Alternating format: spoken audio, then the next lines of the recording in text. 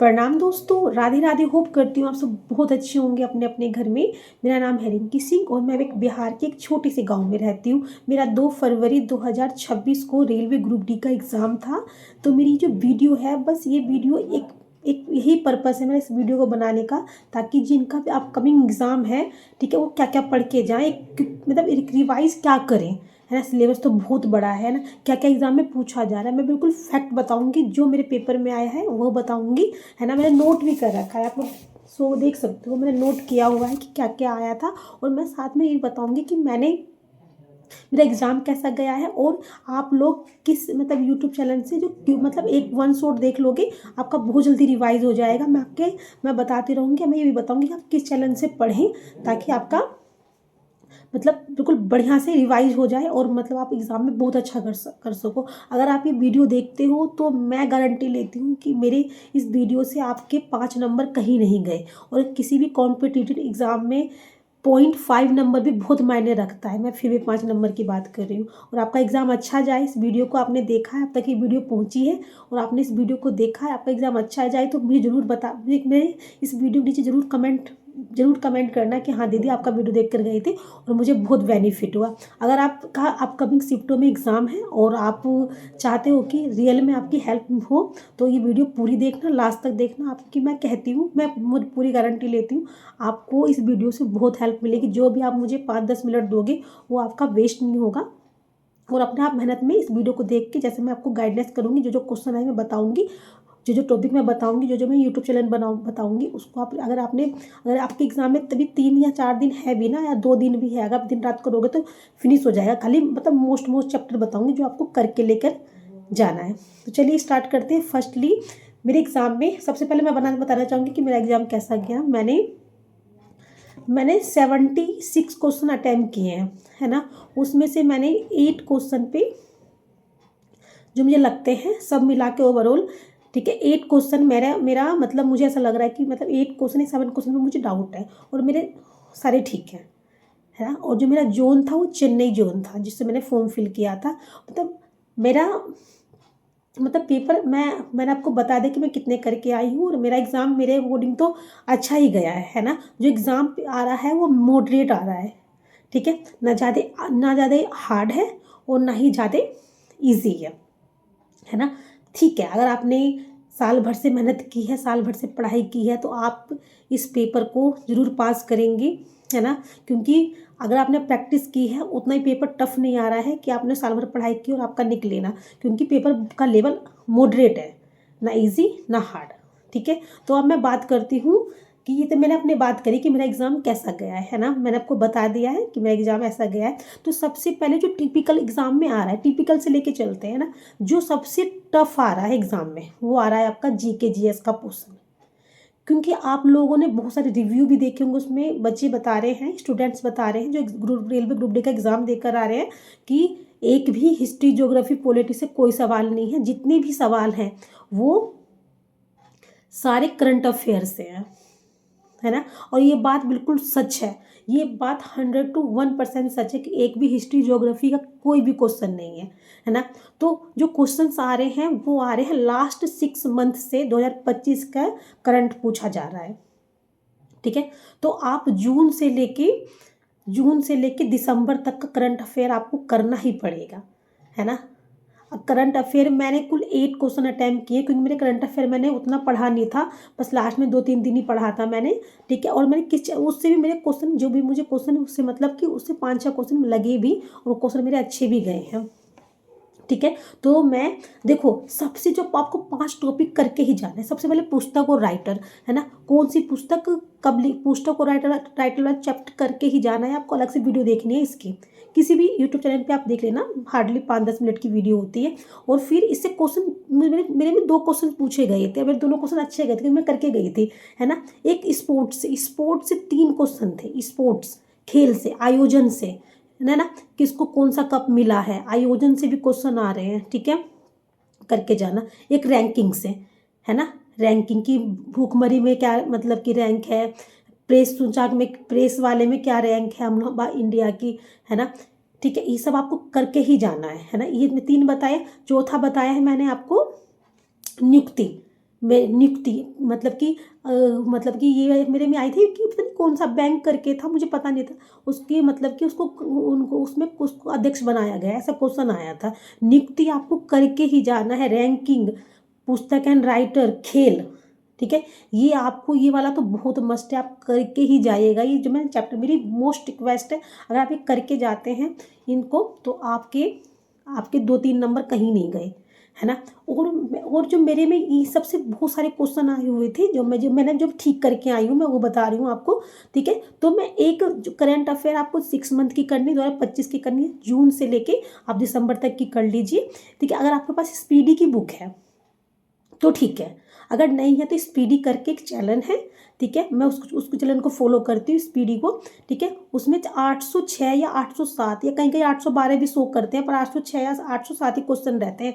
आप उसमें उसके मतलब कि वो क्वेश्चन आप मतलब कि 4 घंटे 4.5 घंटे चैनल पे वीडियो पड़ी हुई है, अगर आप उसको देख के जाते हो तो फ्रेंड्स आपके करंट अफेयर में से 8-9 क्वेश्चन, कोई मतलब कि आप 10 क्वेश्चन पूरे में करके आ सकते हो, ठीक है। तो आपको 5 घंटे मेहनत करनी पड़ेगी करंट अफेयर, क्योंकि बहुत टफ क्वेश्चन है, तो आपको इतना करके ही स्पीडी का चैनल फॉलो कर लेना, और 806 807 करके एक मतलब कि ये मत कि जून के करना है जुलाई का करने लगे, ऐसा इतना मत करना, अपना टाइम भी नहीं है आप लोगों के पास। तो 806 860 मतलब कि MCQ है वीडियो के फॉर्म में, आप उस बुक करके जाना। अगर बुक है तो आप बुक से 2 घंटा में आराम से लगा सकते हो, और वीडियो तो 4 घंटे की वीडियो, उसको तेज वो करना, स्पीड तेज कर लेना, 2 घंटे में ख़त्म हो जाएगी, ठीक है।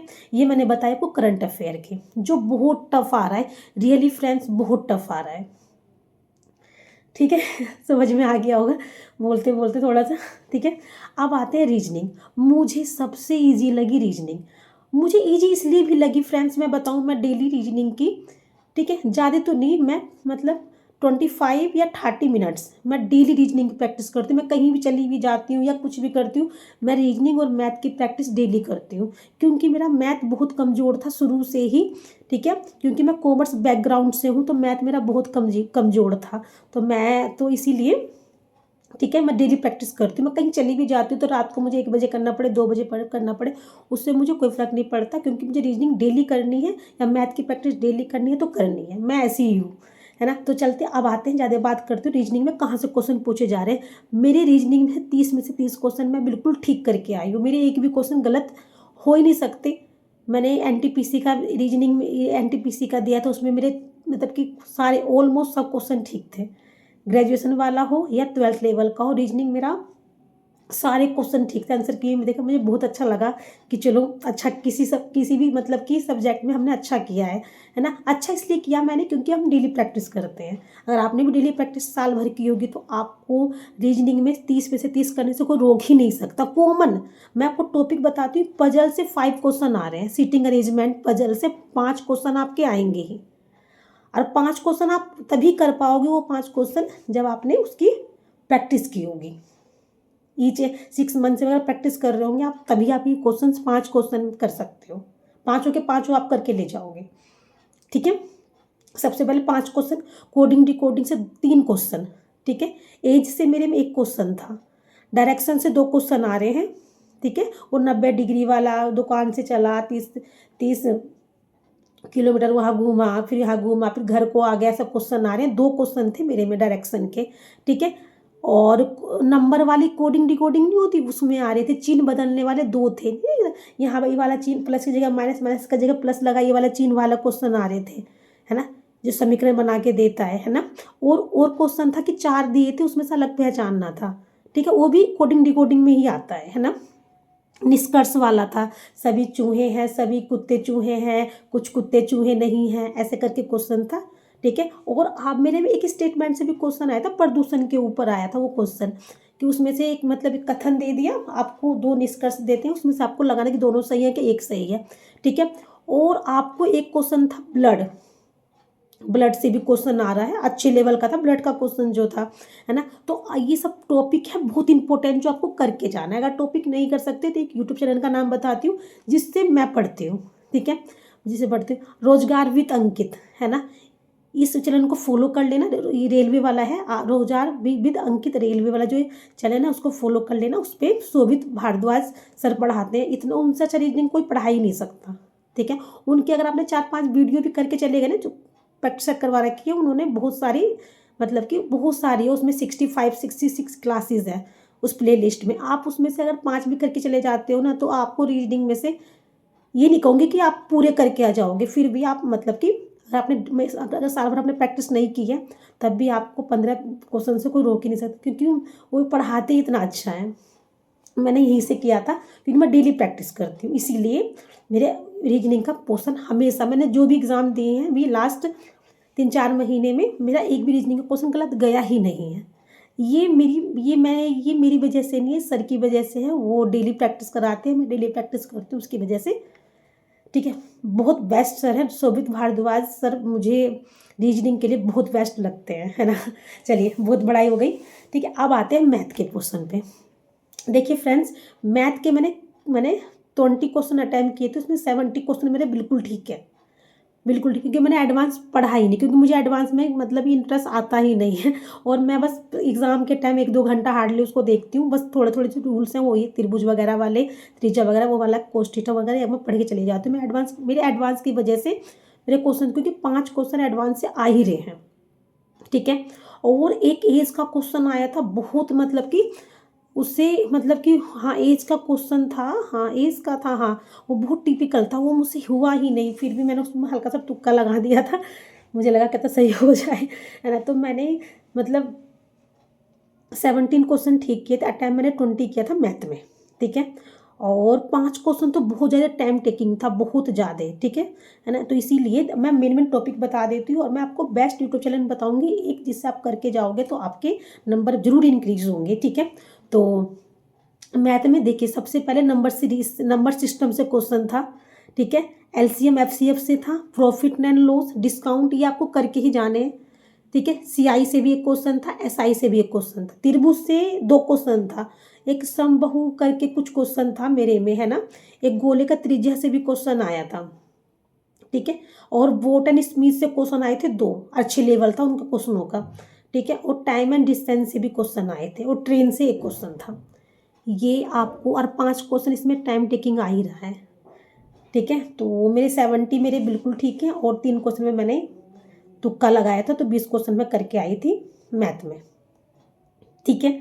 तो ये मैथ का हुआ। हाँ, और आपको कौन सा यूट्यूब चैनल फॉलो करना है, मैं तो हमेशा राकेश सर का मैंने कोर्स, राकेश यादव सर का, ठीक है, करियर व्हील पे मैंने इनका कोर्स भी ले रखा है, तो मैंने वहीं से प्रैक्टिस की है अपनी, ठीक है। तो आप भी कर सकते हो, है ना। इनका मतलब अगर आपके एग्ज़ाम में अभी 3 या 4 दिन है, तो आप इनकी प्ले लिस्ट को मतलब दिन में 3-3 घंटे 4 घंटे फॉलो करोगे, तो इनकी प्रैक्टिस सेट भी इनकी वहाँ पर है, यूट्यूब चैनल ही है करियर व्हील पे, तो आप उनको भी फॉलो कर सकते हो, तो आपके नंबर जरूर इंक्रीज होंगे, ऐसा मुझे लगता है, और मेरा खुद का भी एक्सपीरियंस है, ठीक है।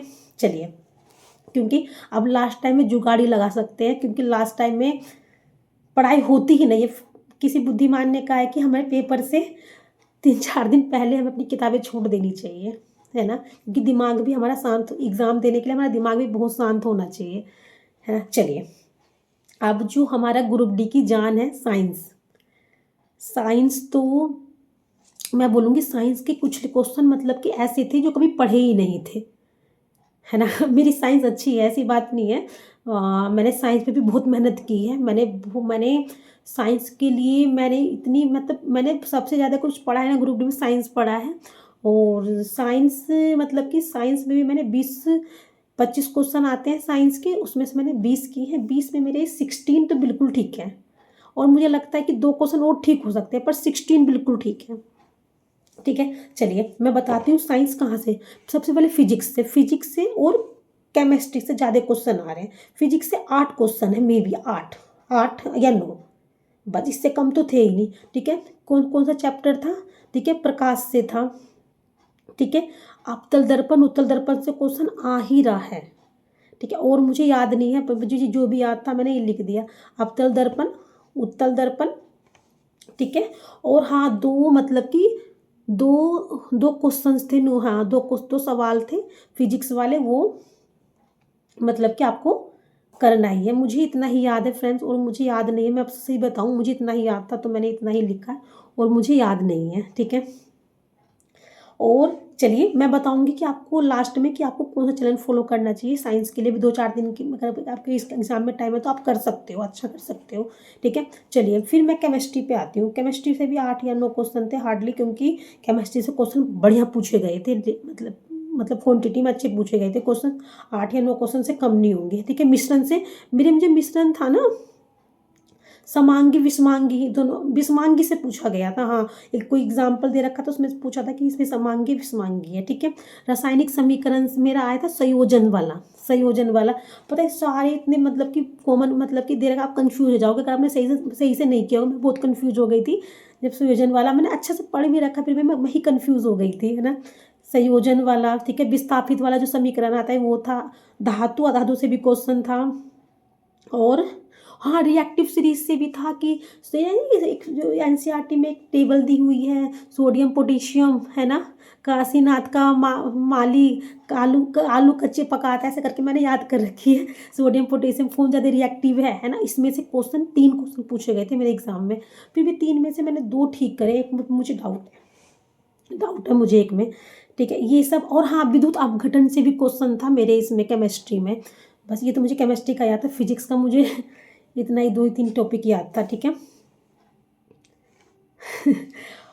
और लास्ट बायो से मतलब उतने क्वेश्चंस नहीं थे। हाँ, पर्यावरण से 2 क्वेश्चन आ रहे हैं। मैंने, पता है, ग्रुप डी में मैंने पहली बार देखा कि पर्यावरण से क्वेश्चन आते हैं। पर्यावरण से 2 क्वेश्चन आए हुए थे।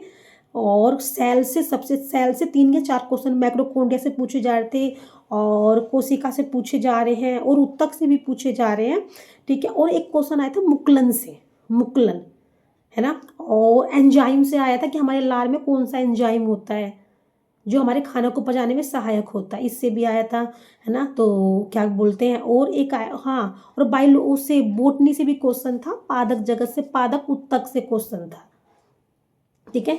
और अगर आपको साइंस में सच में अच्छा नंबर, मतलब पढ़ा नहीं, आपको रिवाइज करना, आपने नोट्स नहीं बनाया, आपको लास्ट टाइम में कुछ पढ़ना है, तो मैं करियर व्हील रेलवे एग्जाम करके यूट्यूब चैनल है, उस पर साइंस पढ़ाते हैं टीचर्स। उसमें बहुत सारे प्रैक्टिस सेट दिए हुए हैं जो लेटेस्ट अभी करवाए गए हैं। अगर आप उन्हें करके जाते हो तो आप बहुत अच्छा करोगे पेपर में।